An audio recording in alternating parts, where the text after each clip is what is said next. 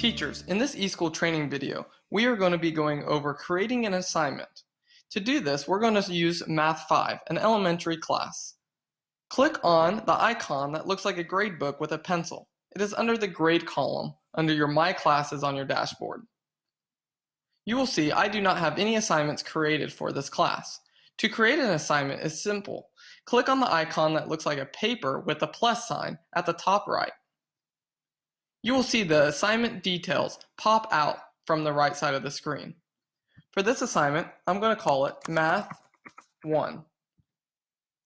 I'm going to give it a date assigned as the 15th and a due date of the 16th. Now the date assigned will be the date that you give the students the assignment. The due date is the collection of the work and the score. These dates will be communicated in Home Access Center to the parents, and the system will use the due date to auto-generate zeros for blank scores if you have that created in your setup. The next option is description. This is where you can give a short description about the assignment. My description is students will be adding and subtracting. For the category, I am going to leave it at daily work, but you can click this drop-down menu to see any of the categories you created. The next option is very important for elementary teachers. This option is competencies. Click on the icon to the right of the word. You will see a competency window pull up. You will need to click on the 3 horizontal bars with the plus sign icon at the top right. You will see all the competencies listed for your course. This is a great place to come to see all the competencies that are preloaded inside of your course. For this assignment, I'm going to choose competency number 9 that says adds and subtracts multi-digit whole numbers. To select this competency is simple. Just click and then say OK. To add multiple competencies, just come up to the icon and repeat the process. You can delete the competencies at any time by using this feature here. Once you have all competencies listed for the assignment, all you need to do is click on Save. Now you can see the icon has changed. Now we have a competency added to the assignment. The next option is points. This is where you give a point value for the assignment. For this assignment, I'm going to give 100. Then we have weight. You can give each assignment a different weight inside of the category. You might do this because this assignment might be worth actually twice as much as a normal assignment inside that category. So you could put 2 inside of this column. For me, I'm just going to leave it as a 1. Then we have extra credit. This is where you can denote if this assignment is extra credit. If it is, zeros will not be calculated against the average. For this case, I'm leaving it at not extra credit. Then we have a publish option. We will go over this in the next step. And finally, we have cannot be dropped. If you set up in your gradebook that scores are allowed to be dropped, you can click this box here and it will protect this assignment from being dropped. Once finished, click on Save. You will see we have a new tab in our assignments. Math 1, the due date, the points possible, and you can see it is blank. You can simply enter scores by clicking on the box and entering the score. You can click Tab to go to the next student. Now I have entered scores for this assignment. You will see the average has calculated and a grade has been given. If any students have alerts for medical reasons or other, they will show up here and you will be able to click on those to view. One thing to note, if the due date has not arrived, the scores for that assignment will not be averaged in. Now let's go over these 3 icons that are by the tab for the assignment. The center icon is probably the most important. This is the publish icon.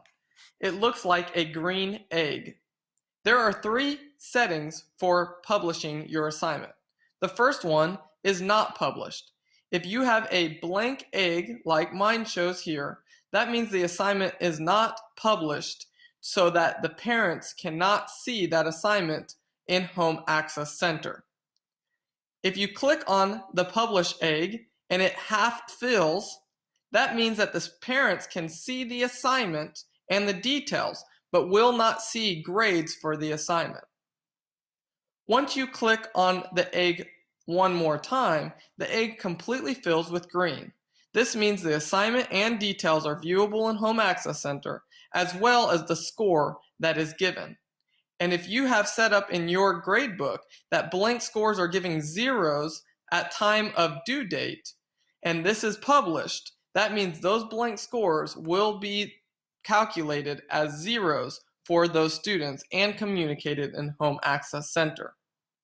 There has been many questions on how blank scores are communicated to parents. This is simple. If you have blank scores and you do not want those to be communicated to parents, you can simply leave this egg as half filled until you complete the grading process for that class. Let's review the publish icon. If it is empty, the score and the assignment is non-visible to the parents in Home Access Center. If the egg is half filled, that means they see the assignment and the details of the assignment, but no scores that are entered. If the egg is completely filled, they will see all information, the assignment and the scores. If you are grading an assignment and you are not completely done with all students' entries, you can simply double-click on their score and put collected. This way, it will communicate to parents that you got the assignment, you just have not graded it yet. This is a great option to use if your assignment is published to Home Access Center. You have some other options: exempt, late, and missing. You can see the only option that gives an actual score is missing, and it will calculate a 0% and communicate to the parents that it was a missing assignment. You can do this quickly for all students inside the course by using the icon to the right of Publish. If you click on this, you can update all scores with a single value. You can update all scores with 100%, and this will only happen to blank scores unless I click Override Existing Scores. Click Apply, and now you can see all scores were taken to 100%. You can also click this icon and then double-click inside this box to fill all scores with one of these markings. This is a great option if you've collected all the assignments and you're going to slowly grade them and your assignment is published to Home Access Center. Let's now go over indicators inside of your gradebook. This icon to the left of the assignment creation icon with the exclamation mark is where you can view indicators for assignments. If you click on this, you have 5 indicators. The first indicator shows all scores that were dropped. If you click on this and you have scores that were dropped by the system, that icon will show up next to the score. The next option is scores that exceed assignment points. So let's come over here and give Donald Duck 101 points for the assignment, which is over the value of the assignment. If I now click on this icon, you will see it shows up next to their score because that score is above the points possible. The little blue one with a diagonal arrow shows that a student has an attendance detail for that assignment. Maybe they were absent or tardy when that assignment was given. The fourth one is scores with comments. I will show you how to create comments for your scores next. But if you have a comment on a score and click that, the C will show up next to all scores with comments. Lastly, we have scores with history. This icon will show up next to any scores that have been changed at least once. And as you can see, both of these scores have been changed, so this icon shows next to those students. Let's jump over to the icon to the left of the indicators, which is the silhouette with the circle with a line through it. This is a great option and very important to teachers. If you have a student that leaves your course to another section inside the same school or maybe outside of the school, there might become necessary to see their score or to edit their score at any time. The program defaults to hide all inactive or dropped students, but you can change this by clicking this icon. The first one is to hide students. The second one is to show students alphabetically, but their names will be in italics so that you can easily see that they have been dropped. The last option is to show all dropped students at the bottom of your student list. Let's learn how to make a comment onto an assignment. To do so, Click on the score, then right-click inside the box. You will have a menu pop up. The first option is to enter score comments. When you click that, an enter score comments window pops up. The first option is comment code. You can click this magnifying glass and see pre-populated comments that are created by the district, or you can choose to enter your own comment. For this one, I will say, "Great job." And then at the bottom, you have the option to publish. This comment will not be viewable in Home Access Center unless this option is selected. Then click Save.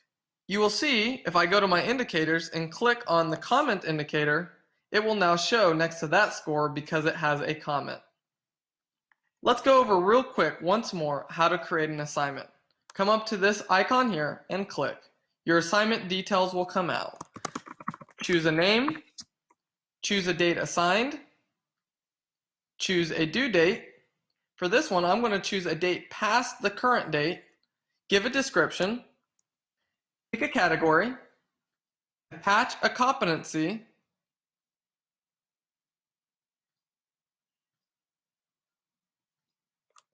give a point possible, weigh it compared to other assignments inside of the same category. You can choose to publish or give extra credit or affect the drop score, then click Save. You will see now I have 2 assignments. If I choose a different category for the assignment, the color of the tab will actually be different for each category. Now, since this due date has not been reached, no matter what scores I enter here, it will not affect the average until the due date has come. If I do not want parents to see this assignment or scores, I leave this egg blank. If I want them to see the assignment details, I click and half fill the egg. If I want them to see the assignment details and the score, I click and fill the full egg. Now let's go on to how to copy an assignment to other sections of the same course. To do this, you just click on the assignment tab at the top. This will open the assignment details page. This is also how you can edit any assignment. To copy the assignment, at the very bottom, you just click the icon that says Copy. This will pull up all courses inside of eSchool.